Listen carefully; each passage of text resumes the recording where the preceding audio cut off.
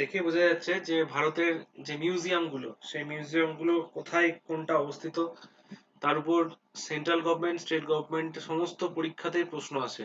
এবং শুধু কোন মিউজিয়াম কোথায় অবস্থিত, ভারতের সবচেয়ে পুরনো মিউজিয়াম কি, সবচেয়ে বড় মিউজিয়াম কি, কোয়েশ্চেন আর এর মধ্যে সীমাবদ্ধ নেই। সুতরাং প্রত্যেকটা যে বিশেষ করে যেগুলো থেকে কোয়েশ্চেন আসে, সব মিউজিয়াম তো তোলা সম্ভব নয়, যেগুলো থেকে বেশি প্রশ্ন আসে সেইগুলোকে নিয়ে একটু ডিটেল অ্যানালিসিস এই নোটটাতে করেছি। ঠিক আছে, আস্তে আস্তে আস্তে আস্তে সেগুলো আলোচনা করছি।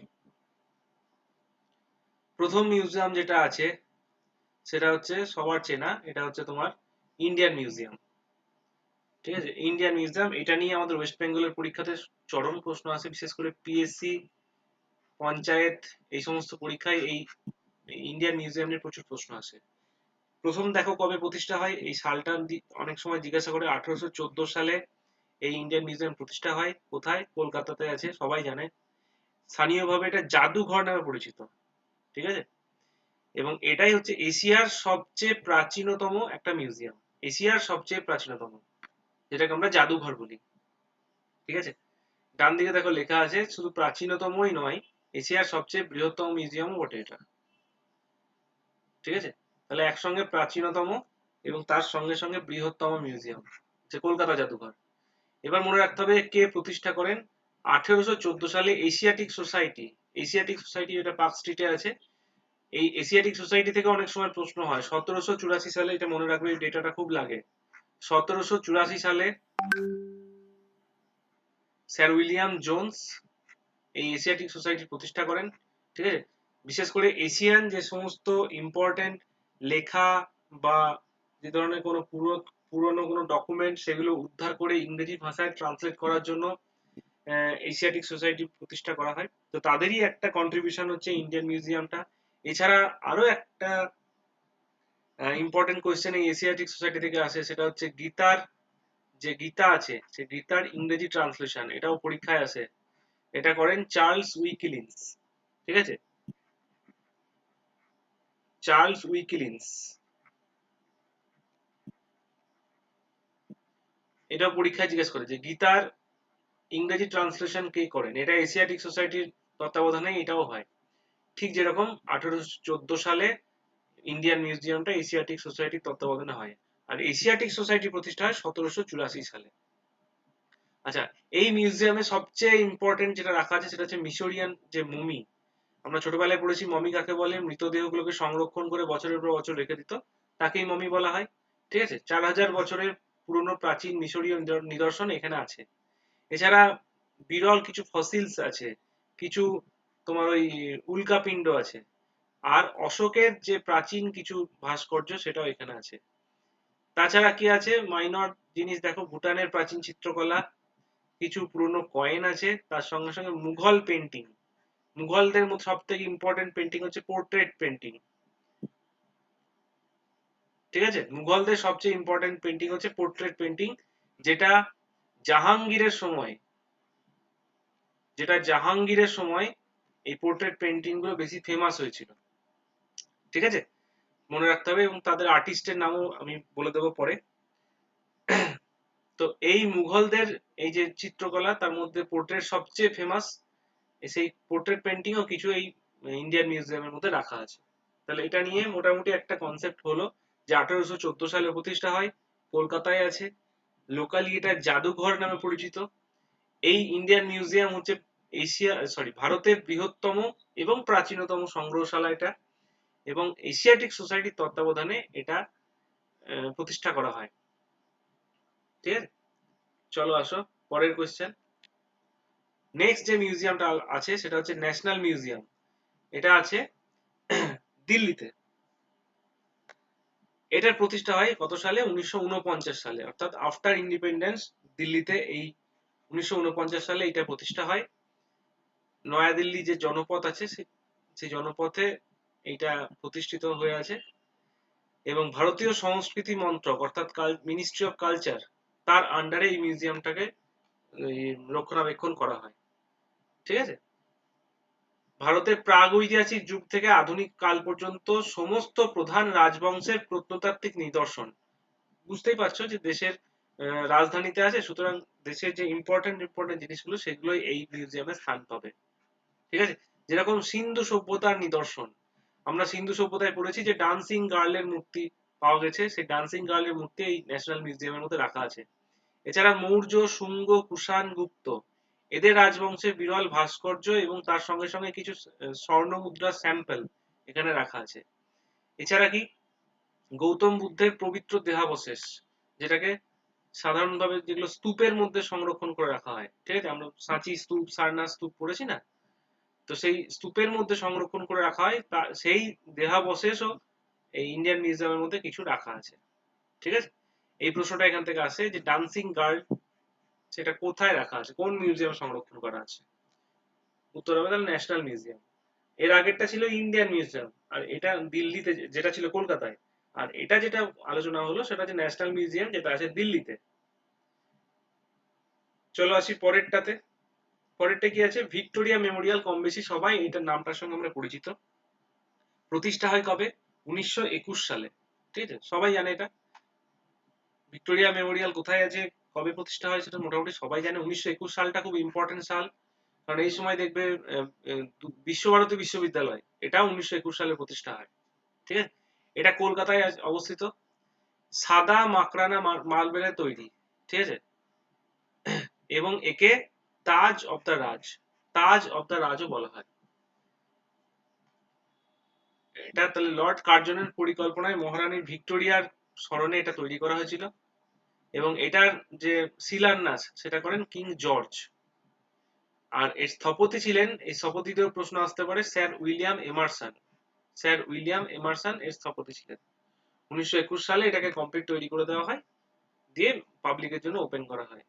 এখানে ব্রিটিশ আমলের বিখ্যাত অয়েল পেন্টিং গুলো কিছু এখানে আছে, তার সঙ্গে কিছু ওয়াটার কালার এবং রানী ভিক্টোরিয়ার পার্সোনাল ব্যবহৃত কিছু সামগ্রী এখানে সংরক্ষণ করা আছে।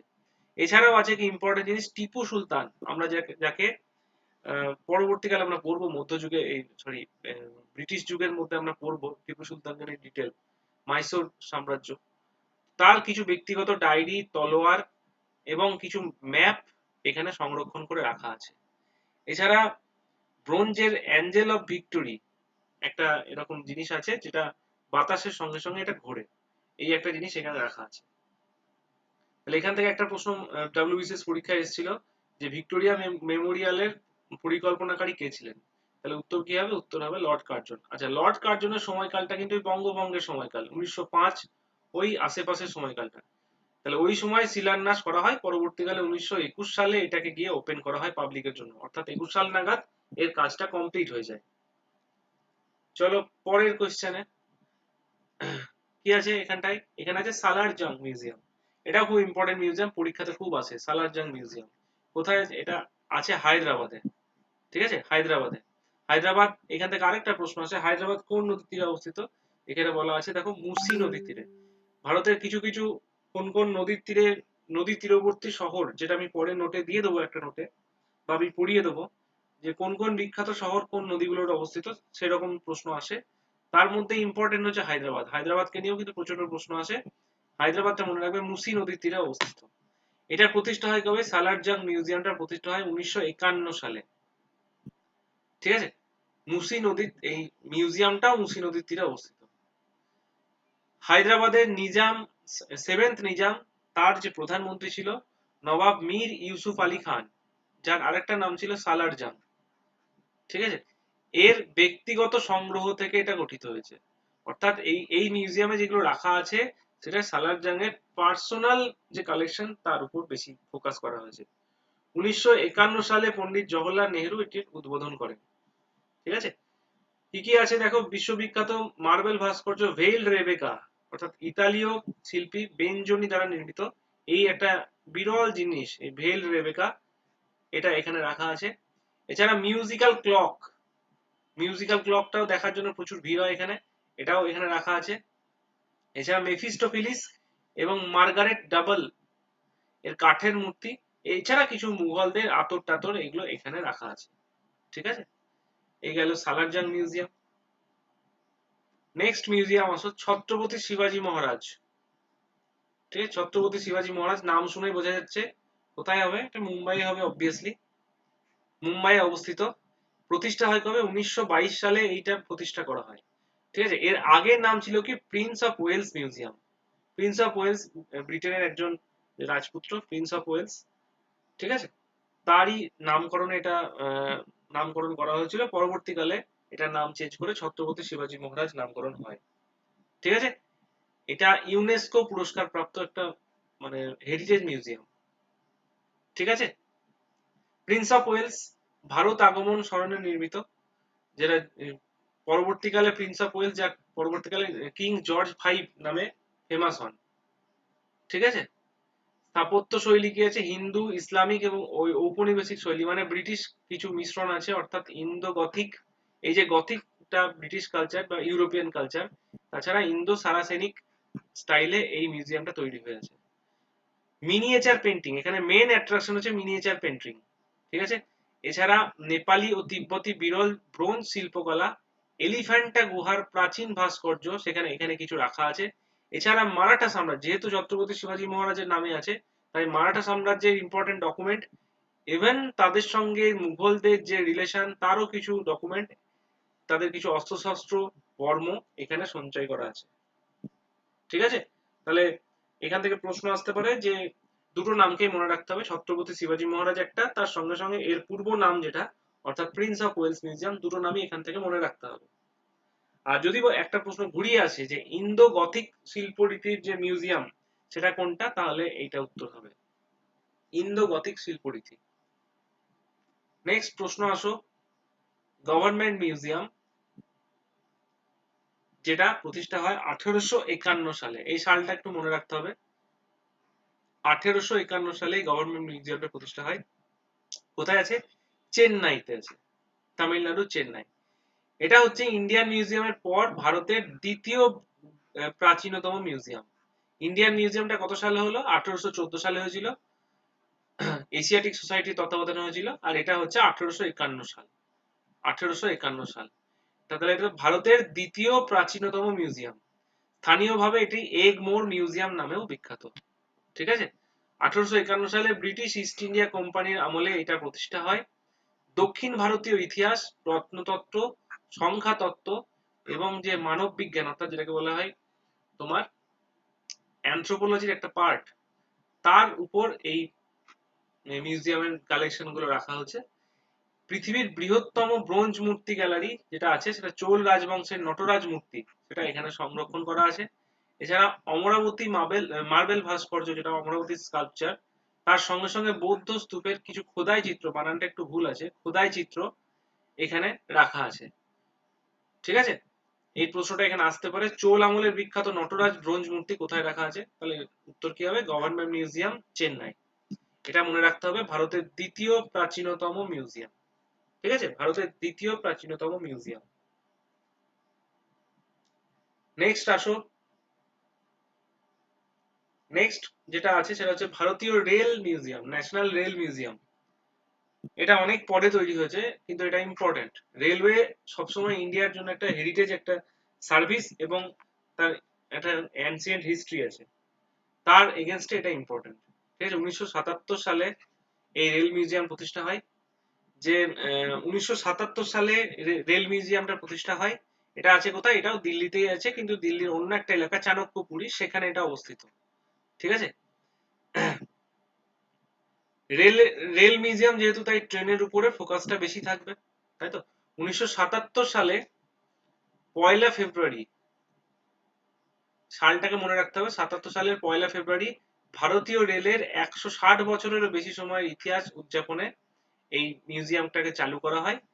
যে বিশেষ বিশেষ যে রেলওয়ে কোচগুলো এবং তার সঙ্গে সঙ্গে যে স্টিম ইঞ্জিন, তার ঐতিহ্য সংরক্ষণের প্রধান কেন্দ্র হচ্ছে এইটা, রেল মিউজিয়ামটা।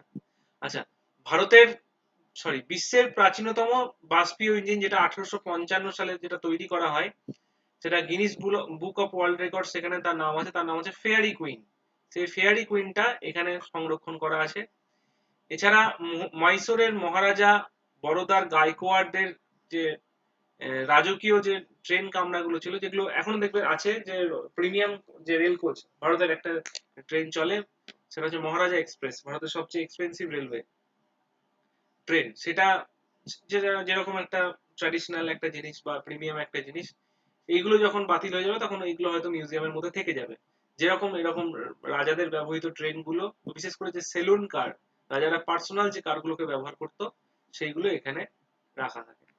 ঠিক আছে? এটা বিশ্বের প্রাচীনতম যে রেল ইঞ্জিন, তার নামটা অনেক সময় পরীক্ষায় আছে, তার নাম হচ্ছে ফেয়ারি কুইন, এবং এটা রাখা আছে দিল্লিতে ন্যাশনাল রেল মিউজিয়ামের মধ্যে। আচ্ছা, এখান থেকে একটা প্রশ্ন আসে যে ভারতের প্রথম রেল মানে কোথায় চলে। ঠিক আছে, দু রকম প্রশ্ন আসে। এক হচ্ছে প্রথম স্টিম ইঞ্জিন কোথায় চলে, প্রথম ইলেকট্রিক ট্রেন কোথায় চলে, প্রথম মেট্রো কোথায় চলে। সালগুলো আর জায়গাগুলোর নাম মনে রাখতে হবে। নেক্সট আসো পরের মিউজিয়াম যেটা, এটা একমাত্র, এটা একটা মানে অন্যরকম মিউজিয়াম। এটা একমাত্র museum, Ashutosh museum of Indian art. এটা একমাত্র মিউজিয়াম যেটা কলকাতা বিশ্ববিদ্যালয়ের মধ্যে আছে, ইউনিভার্সিটির মধ্যে একটা আস্ত মিউজিয়াম রাখা আছে, এবং এর প্রতিষ্ঠা হয় 1937 সালে। 1937 সালে এর প্রতিষ্ঠা হয় স্যার আশুতোষ মুখোপাধ্যায় স্মরণে কলকাতা বিশ্ববিদ্যালয় প্রাঙ্গণে। এটা ভারতের প্রথম বিশ্ববিদ্যালয় মিউজিয়াম। ঠিক আছে, ভারতের প্রথম বিশ্ববিদ্যালয় মিউজিয়াম। আচ্ছা, একটা উত্তর আমাকে জেনে বলবে তোমরা যে কলকাতা বিশ্ববিদ্যালয় কত সালে প্রতিষ্ঠা হয়, আর ওই বছর কলকাতা বিশ্ববিদ্যালয় যে সালে প্রতিষ্ঠা হয় ওই বছর আর কোন কোন বিশ্ববিদ্যালয়ের প্রতিষ্ঠা হয়েছে ভারতে। এইটা উত্তরটা আমাকে জেনে গ্রুপের মধ্যে জানাবে। আচ্ছা, এর মেন উদ্দেশ্য বা গুরুত্ব কি আছে, পূর্ব ভারত বিশেষ করে বাংলার যে লোকশিল্প, ফোক আর্ট, এবং তার সঙ্গে রিলেটেড যে প্রত্নতাত্ত্বিক ঐতিহ্য, সেগুলো এখানে মেন সংরক্ষণ করা হয়। বিশেষ করে চন্দ্রকেতুগড়, আমাদের যে জায়গাগুলো আছে ইম্পর্টেন্ট জায়গা, চন্দ্রকেতুগড়, যেগুলোতে প্রাচীন যে প্রাচীন ভারতের ইতিহাস যেগুলো পড়ছি, সেই প্রাচীন ভারতের ইতিহাসের কিছু নিদর্শন এই চন্দ্রকেতুগড়ে পাওয়া যায়। বিশেষ করে ওই ইয়ের সময়কাল, গুপ্ত যুগের কিছু নিদর্শন, বরাহ মিহিরের সময়, তোমার খনার যে ইম্পর্টেন্ট যে জায়গাগুলো, সেই তার সঙ্গে চন্দ্রকেতুগড় রিলেটেড। এছাড়া তাম্রলিপ্ত একটা প্রাচীন বন্দর, পাহাড়পুর, এইসব জায়গায় খনন কার্যের যে বিশেষ বিশেষ নিদর্শনগুলো পাওয়া গেছে সেগুলো এখানে রাখা আছে। ঠিক আছে, এছাড়া যে টেরাকোটা আর্ট, যেটা পোড়ামাটির শিল্প নামে বিখ্যাত, তার যে স্যাম্পল কিছু, এবং পটচিত্র, দেখবে কালীঘাটের পটচিত্র মানে পশ্চিমবঙ্গে খুব ফেমাস, সেই পটচিত্র কিছু এখানে পাওয়া গেছে। এছাড়া পাল ও সেন রাজবংশের পাথর ও ব্রোঞ্জের কিছু স্কাল্পচার, কিছু মেটাল যে হ্যান্ডিক্রাফট, সেগুলো এখানে রাখা আছে। এছাড়া কাঁথা স্টিচ, কাঠের উপর খোদাই করা পুতুল, এবং পুরনো কিছু ম্যানুস্ক্রিপ্ট এই আশুতোষ মিউজিয়াম অফ ইন্ডিয়ান আর্টের মধ্যে রাখা আছে। ঠিক আছে, এখান থেকে এই প্রশ্নটা হতে পারে যে প্রথম বিশ্ববিদ্যালয় মিউজিয়াম। ঠিক আছে, Ashutosh museum of Indian art, সালটাকে মনে রাখতে হবে 1937 সাল। নেক্সট আসো, ক্যালিকো মিউজিয়াম অফ টেক্সটাইলস। ঠিক আছে, এটা কোথায় আছে, এটা আহমেদাবাদের, গুজরাটে, গুজরাটের আহমেদাবাদে এটা অবস্থান আছে। 1949 সালে এটা প্রতিষ্ঠা হয়। পন্ডিত জওহরলাল নেহেরু এই মিউজিয়াম উদ্বোধন করেন। এটা যেটা টেক্সটাইল যে রিসার্চ হয় তার একটা প্রধান কেন্দ্র এটাকে বলা যেতে পারে। গৌতম সারাভাই এবং তার বোন গীরা সারাভাইয়ের উদ্যোগে এই মিউজিয়াম প্রতিষ্ঠা হয়। এই মিউজিয়ামের মধ্যে বেশিরভাগ যে পুরনো হ্যান্ডলুম, বিশেষ করে, তাছাড়া রাজকীয় যে পোশাক এবং পোশাকের উপর যে ডিজাইন, তার যে বিশেষ করে ফ্যাশন ডিজাইন যেগুলো এখন বর্তমানে করা হয়, সেই ফ্যাশন ডিজাইনিং এর একটা পীঠস্থান এটাকে বলা যেতে পারে। যে পুরনো যে ড্রেসগুলো কিভাবে সেগুলো আহ, আস্তে আস্তে ইভলিউশন হয়ে হয়ে, বা পুরনো ড্রেসগুলো কিভাবে অনেক সময় দেখবে আগে যেমন ঢিলে ঢালা জামা কাপড় পরা হতো, মাঝে কিছুদিন টাইট ফিটিং জামা কাপড় পরা হচ্ছিল, আবার বর্তমানে এখন ব্যাগি টাইপের জামা কাপড় গুলো পরা হচ্ছে। তো এই যে ইভলিউশন অফ ফ্যাশন, যে পুরোনো দিনের ফ্যাশন গুলো ঘুরে ঘুরে আসছে, বা নতুন ফ্যাশন গুলো আবার রিমডেল হয়ে আবার মানে পুরনো হয়ে যাচ্ছে, ওল্ড স্টাইলের হয়ে যাচ্ছে, আবার কোনো একটা জায়গা থেকে কোনো বিশেষ পোশাক আশাক সেগুলো আবার সেগুলো ভালো করে রিমডেলিং করে আবার সেগুলোকে পরানো হচ্ছে। এই ধরনের জিনিসগুলো এই সব জায়গায় মানে ডিটেল রাখা আছে। ঠিক আছে, বিখ্যাত কাশ্মীরি শাল, পাভো শাড়ি, এইগুলো এখানে রাখা আছে। ঠিক আছে, calico museum of textiles. Next একটা আছে এলাহাবাদের একটা মিউজিয়াম আছে, 1931 সালে এই মিউজিয়ামটা প্রতিষ্ঠা করা হয়, যেটা এলাহাবাদ, বর্তমান নাম তো চেঞ্জ হয়ে গেছে, প্রয়াগরাজ। 1931 সালে প্রতিষ্ঠা করা হয়। এটা মিনিস্ট্রি অফ কালচারের অধীনে কাজ করে। ঠিক আছে। 1931 সালে মিউনিসিপাল বোর্ডের অধীনে পণ্ডিত জওহরলাল নেহেরু, পণ্ডিত মদন মোহন মালব্যের প্রচেষ্টায় এইটা স্থাপন করা হয়। ভারতের স্বাধীনতা সংগ্রাম এবং প্রাচীন যে প্রত্নতত্ত্ব, তার যে মেলবন্ধনে সেই ইম্পর্টেন্ট ডকুমেন্ট গুলো, সেগুলো এখানে রাখা আছে। এখানে কি আছে সবচেয়ে মানে প্রধান আকর্ষণ কোনটা? বিপ্লবী চন্দ্রশেখর আজাদ, যার নাম মোটামুটি সবাই জানে, তার ঐতিহাসিক 32 বোর কোল্ড পিস্তল, সেটা এখানে রাখা আছে। এছাড়া পণ্ডিত জওহরলাল নেহেরুর মূল যে ম্যানুস্ক্রিপ্ট, কিছু চিঠিপত্র, ডকুমেন্ট, সেগুলো এখানে রাখা আছে। ঠিক আছে।